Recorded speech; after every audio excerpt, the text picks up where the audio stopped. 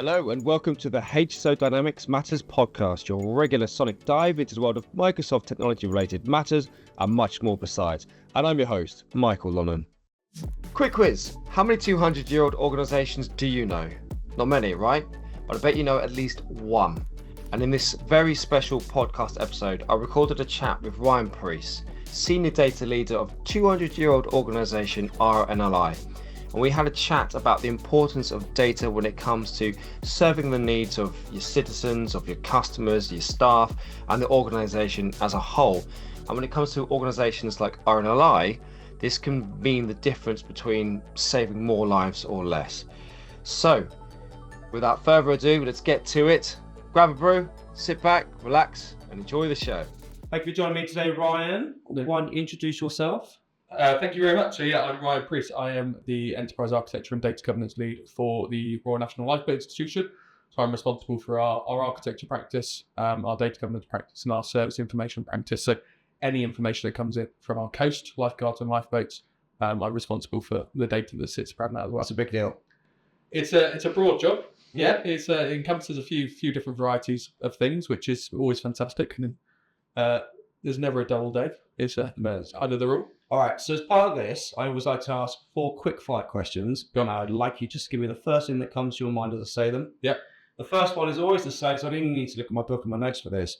Tea or coffee? Tea. How'd you have your tea? As little milk as possible, 1 sugar. Very strong. Sugar or salt? Or sugared or salted? Not in tea, salt. Yeah, that'd be odd. Sand or snow? Oh, tough one. Well, given you're originally from Poole as well. Yeah, but I love skiing. Sad. Okay. Technology first or data first? Data first. Very good. Which nicely leads me into the first question in one. So, how did you get into the world of data? How is it that data's become sort of a pillar of your role? Somewhat by accident. I started my career in the Ministry of Defence at a time when data was considered, but very much paper-based. Very, very few evidence-led decision-making. The armed forces were at all-time size in terms of what they were delivering, and had huge silos between how they were operating. From there, moved into HMRC, where data was more important, and they were going to be making things digital. Straight away, data over to technology. Very importantly, big project. We could see GDPR coming in. And naturally, my role as an architect became so focused on, data being the primary purpose of any technology that we're enabling for people, process, data being those core capabilities that we were looking to improve for the organisation. So it was kind of natural that through starting my career as an architect, ending up in data became a thing within government. And then before joining the RNLI, I moved across to the Cabinet Office. Okay. That was post-Brexit to work on the Northern Irish Republic of Ireland taxation programme, which at the heart of it is if you're moving between land borders, data is at the heart of what you need to do to know where the tax is going to sit and making sure there's no ill-advised activity going on there. So it was kind of by osmosis. I fell into it. I never meant to go into data. I never meant to go into technology. It's just been my career path has been anything but standard for a technologist. And so it's kind of been, the jobs have come up and someone's gone, you might be able to solve this problem for us. So you kind of fallen into these types of things, but why is technology important? You must know this by now. You must have a feel for why data is generally important for organisations, any organisation. Absolutely. And if I look at the RNLI, we are a 200-year-old organisation. Our primary purpose is not to bring in income or revenue or large shareholders' pockets. Don't get me wrong, we need fundraising to survive. But data needs to be at the heart of what we do because it informs where we put our lifeboats, how many crew we put on them, how we conduct a shout, what boat that station has, where our lifeguards are situated on beaches. That is fundamentally core part of our purpose to enable our life-saving effect. If we don't have those situated in the right places, it is a difference between life and death. It takes us at the moment on average 6 minutes to launch a lifeboat. We know that because we've prepared how that lifeboat launches, what type of conditions it's going into, what are the wave conditions, What type of launching trolley does it need based on the tide times? All of that harks back to data. So I talk about us being data informed rather than data led. The other part of being a 200-year-old institution is that we're well known in communities. We are a core part of some real coastal communities around the UK and Ireland. And for us, it's fundamental that we use data in our decision making, but we have to take into account that community, the income it generates, how we're received by that area. That plays a big part in what we do. So data is crucially important to us, as important as the people we work with. I love the fact that your organisation is, and that data is so important, it's so intrinsically important. It's about saving lives. I mean, that mission is amazing. When you think about the value of data, you don't get any more valuable than that. But do you think organisations in general understand the value of data and look at it in quite the same way? I think there's been a huge shift in probably the past 10 years where we've seen data being seen as more of a commodity. People are realizing the value of data. I think that as we go to a more digital marketing age, people are realizing that data generates income and generates change for organizations. So I think there's still been that shift. I think where I don't see it is when there's a reactive need to something in an organization where you suddenly go off emotion and behavior rather than what the data is telling us to do. So I think where we're heading in that direction, I think a lot of organizations are really needing to catch up in how they look at their reference data, master data management, data quality being at the heart of what they do. There's a lot of organizations that say they're data-led, but what you don't see is the quality of their data. So they might be using the data, but it might be ill-informed. So there's a huge maturity piece around quality, master data, reference data, that will impact an organization's ability to be data-led. I think, interestingly, we're seeing AI have a slower uptake in the commercial world than you'd probably expect. Where you've got real tech-based industry, they're running fast with it. Facebook have been at the heart of managing data and using data to their benefit for many, many years. Therefore, AI is a real capability to them that they could start to use. I'm just going to ask you then, so AI, everyone's talking about AI, everyone's seeing AI, people are starting to get their heads around it, although the business cases, as far as I've seen, aren't quite stacking up. But where do you think the relationship is between having good data and being able to use things like AI in a more value-orientated way? We see that time and time again, you'll see that the questions you ask AI generate the output that you get from it. Actually, what's happening in the background there is language models. If the data being fed into those is poor, the trust in AI is going to remain low because it's not pushing out that correct level or those correct answers for people. So therefore, it can't be enhanced.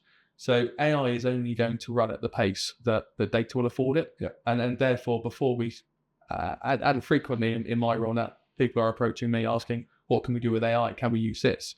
The question isn't, can you use it? Absolutely. Us not moving towards AI means we will fail as an organization. It's going to be the Google. But the power of Google is the trusted data that sits behind Google. It's not actually the search platform or the search engine you use. It's the data you're able to do from that informs your piece of work. So AI only moves at the pace of data. Very good. How long have you been in sort of data-related roles now? I'll show your age or anything, right? Just over a decade. Just over a decade. So if you took all what you understand now, what you know now in the last decade of learning, and you gave some advice to you at the very beginning of your journey, what might you offer? Don't try and map out that 20, 30-year career, because we are in a world where, as I say, when I started my career, we were looking at moving paper to data centers so that we could ultimately use an effective ERP solution. If you asked me 10 years ago, did I see AI coming out of the blocks in the way that it has done in terms of being a common use product? No. Have I had to learn really, really fast because of that? Yes. So you can have a passion for something, but you are never, in the world of technology and data, your career that you imagine at 18 is not going to be the career you're still in at 40. because if not true. The likelihood is it won't exist. So the core principles of your behaviours, how you do what you do, we see it in a lot of our sphere, a lot of kind of blue and green people, very data orientated, very detail orientated. Actually, what I found in my career is the most important thing is how do manage stakeholders, look after people. The rest of it comes. The rest of it is good to know, but the career is based on those people relationships. Very good. So what does the future hold for RNLI as a more data-orientated and focused and value-driven organisation? So I think naturally we're moving in that direction. We're starting to make some really well-informed decisions on our life-saving effect, how we position, as I said earlier, our lifeboats and our lifeguards to ensure that we can save as many lives as possible. We know that our lifeboats are quicker in their response time than they've ever been. So at the heart of what we do, data is impacting that. I think as an institution, we're starting to see our use of AI increase in terms of how we're protecting people. Lifeguard cameras on beaches, allowing us to understand how people are using the water. That is fed from the data we're collecting off those beaches. We're starting to see more automation in the returns of our lifeboats and lifeguards. So we're starting to see that data come through quicker, allowing us to make better decisions the next time. But I think we're starting to trust our data more. We're starting to have access to it. We're starting to see where it can add value. But fundamentally, that is changing how we're operating, how we look at our propensity to give of our fundraisers and our supporters. We know that we need to raise circa £240 million a year to keep the lifeboats afloat. So it's really crucial to us that we understand how that supporter wants to engage with us. Is it face-to-face or through shops, online, regular donation, or by a legacy? And that's informed by the huge program of work that we're going on at the moment to integrate and build our systems to ensure that they are future-proof, to ensure that we can make those evidence-led decisions, to make sure that our finance team are able to talk to our fundraising team through our systems, to ensure that as we design, build and maintain our fleet of lifeboats, we're understanding the true cost of that and therefore what's the value for that of the organisation. So the systems are crucially important, and this huge journey we're on will be fantastic for us to deliver that. But at the heart, that system doesn't land unless the data's in a good space. Very good. And what's the danger for any organisation that doesn't adopt things in quite the same way that you described it for RNLI? I think you'll see organisations exist for a time. So I've seen a number of organisations that can exist without being data-led or data-informed. They will go from problem to problem, from reaction to reaction to solve things, but you won't have that proactive plan, that 5-year cycle, that focus on what the future looks like, because they can't be informed by it. So therefore you start to see this organisation that runs at higher cost, makes ill-informed decisions, that tends to increase a lot of technical debt, that doesn't have a full understanding of its architecture and its estate. And in doing so, you are just driving up that cost, be that for your profit margins, your shareholders, or for us as a charity, our ability to do our core work. So within your position then, within the experience and knowledge that you have, what one golden piece of advice might Ryan offer to those organisations that haven't quite mastered what they're doing with the data, how they're getting value from it? What golden thing might you offer? It's a really good question. Invest in your data quality. Make sure as far left as possible when that data is coming in, it's in the best position for you to be able to make those informed decisions. Because by the time it's in your system and you're trying to use it, it becomes very, very complicated. So invest in your data quality up front. Great advice, and thank you for your time. Yeah, thank you very much. Thanks for having me. Cheers. Cheers.